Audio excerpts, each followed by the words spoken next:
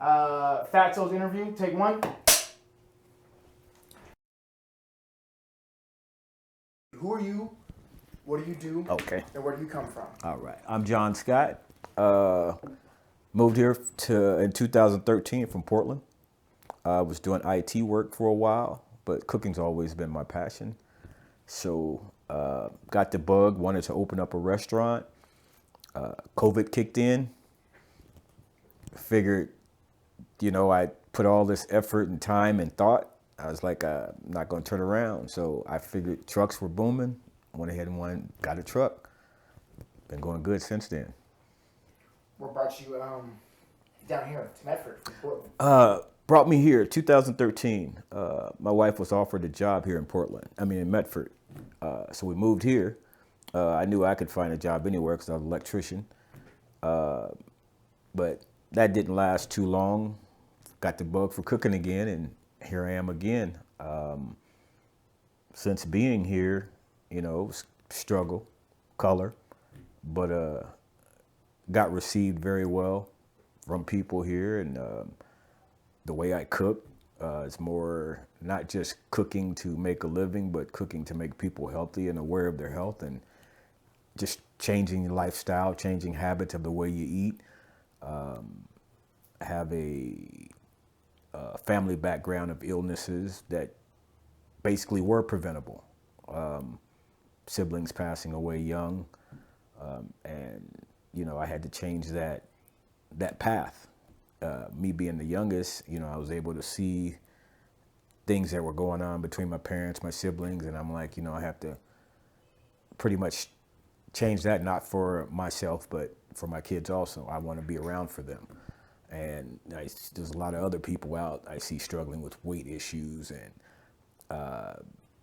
wanting a better way of, or a better quality of life, and just not knowing how to do it. And so I figure if I can change one person's lifestyle or eating habits, I've done my job. Who were you raised with? What kind of upbringing did you have? I was raised in a strong Christian family. I am a preacher's kid, so I was raised with both parents. I'm the youngest of 9 kids. Great Christian family, great values. Lost my parents at a young age due to health issues. Another reason why I am where I am right now. I want to be around for my kids.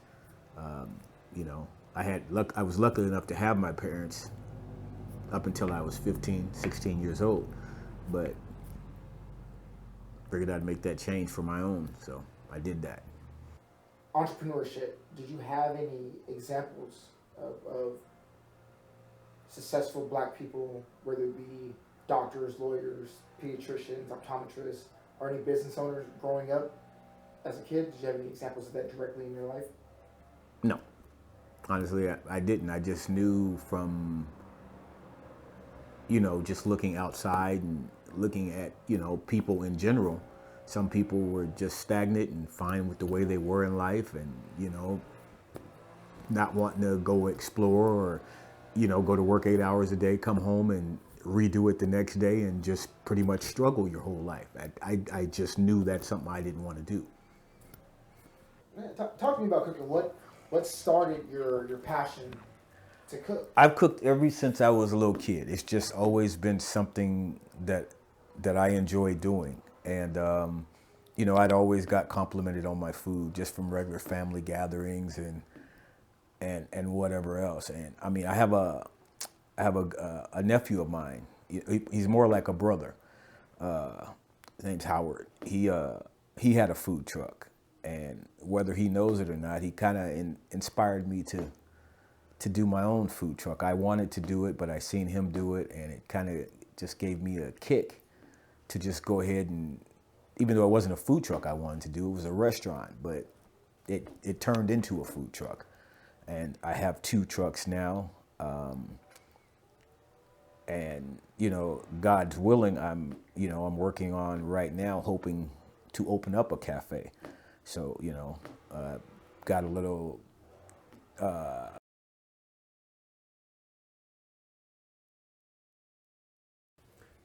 If I'm not mistaken, do you just upgrade? Do put some serious upgrades to your food truck? I have a yellow food truck, which was just basically middle of the end food truck. Was able to acquire a second truck that's like state of the art. Is it lime green? It's a Kawasaki green. Kawasaki green. Yeah, and it's fully loaded inside. Looks like you walk into like a complete kitchen.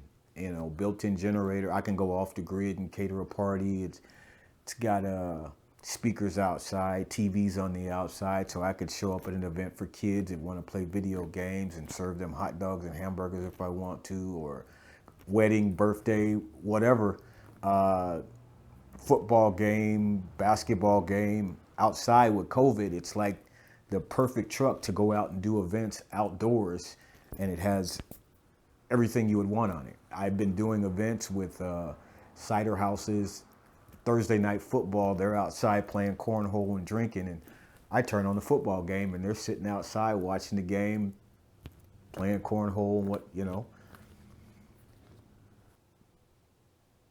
Did you run into any trouble growing up?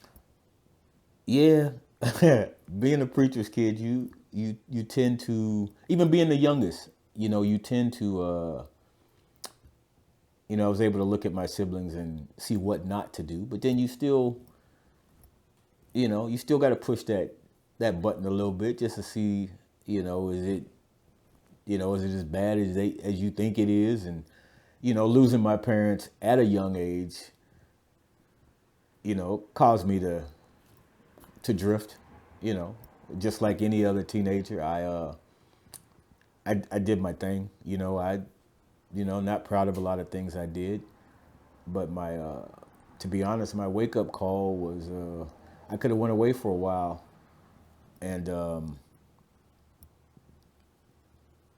what it was that pretty much woke me up was to stop and think, if they were still here, would they be proud of you? Answer was no. I mean, your parents. Right? Yeah.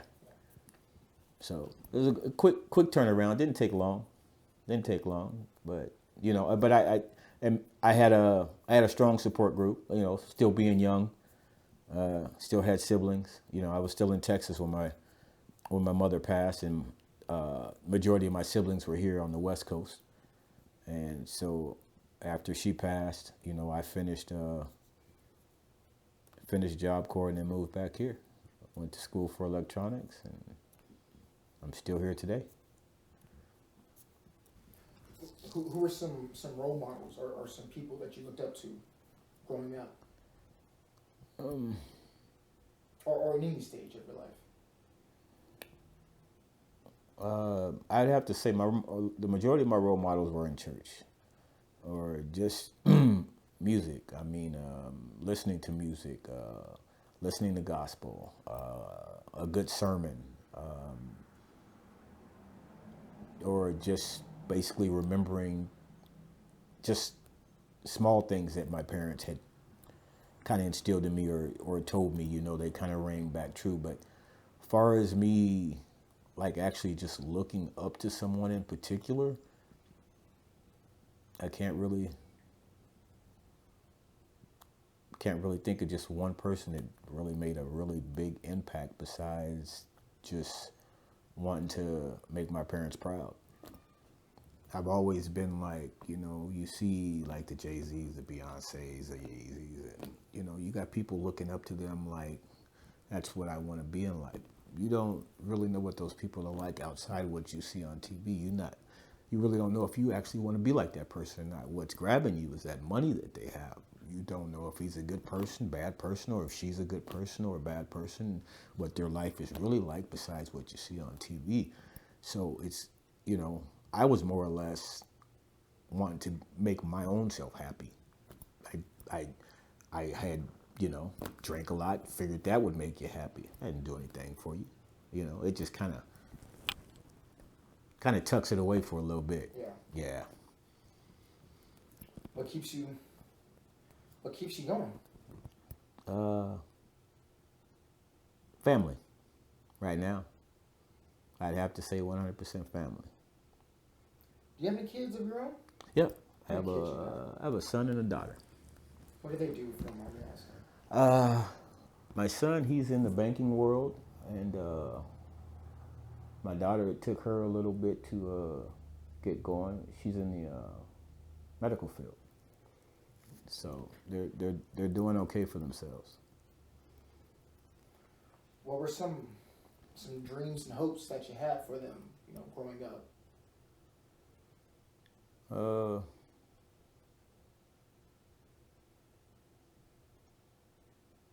Pretty much not to not struggle in life, not to have too many hardships, or not. Basically, big thing is not to deal with having to not have your parents at a young age.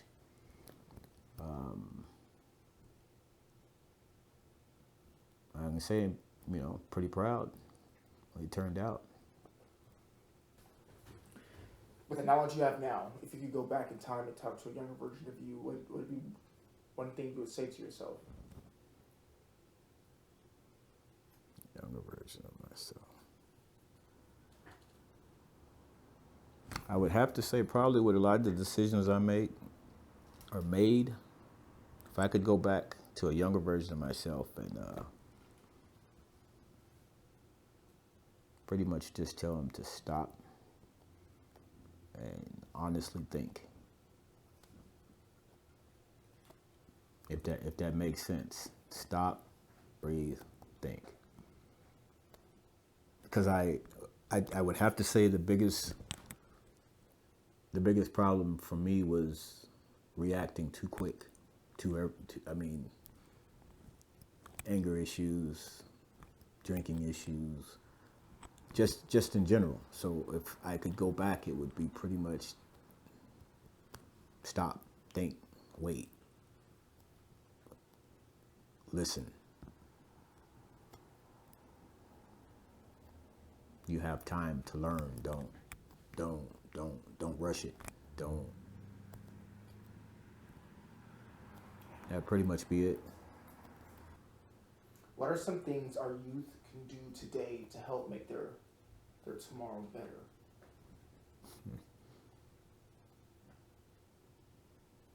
I would probably have to say slow down.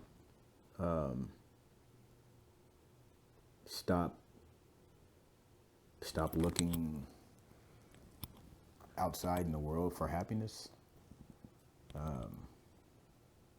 Set goals. Set goals.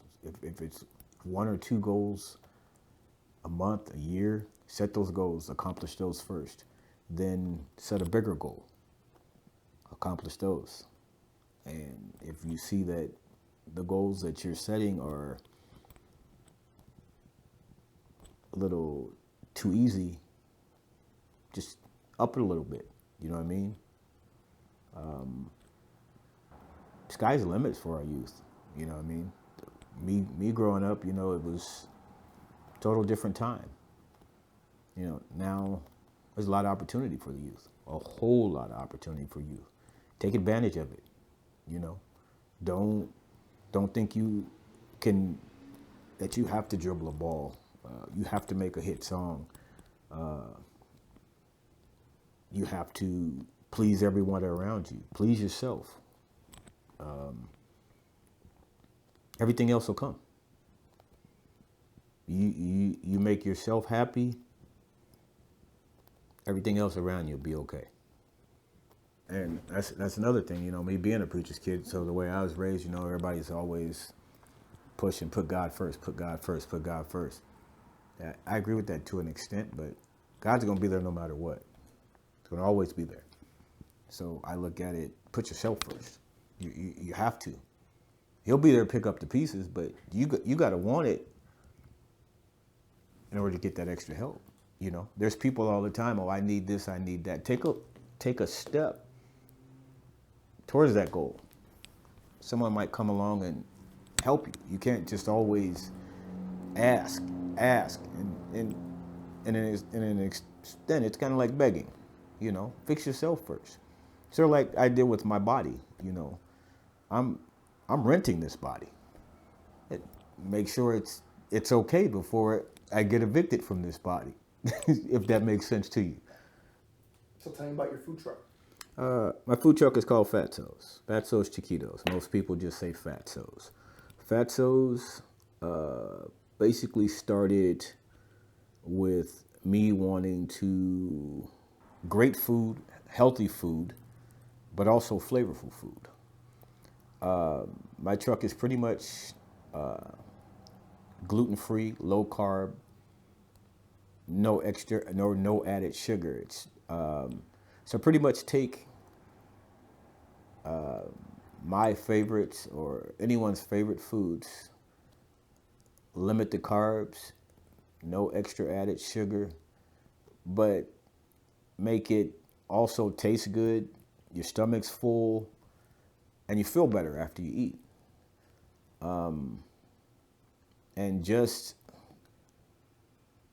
a lot of the, I guess, reviews and customers that come back to me and, oh man, your food was just wonderful. You know, I think of keto and I was thinking vegetarian, and, you know, I've gotten a lot of, I guess you can say, reviews on my pages where people are like posting, if you haven't been to Fatso's, you need to go. Even if you aren't keto, go to his truck. You know, his flavors are out of this world. You know, eating's important. It's very important. I mean, you have to eat to survive, and why not enjoy what you're eating? I enjoy when I'm cooking. It's like a wusa, meditation for me when I'm actually creating meals, and to get that same feedback from someone who's tasting my food makes me feel great.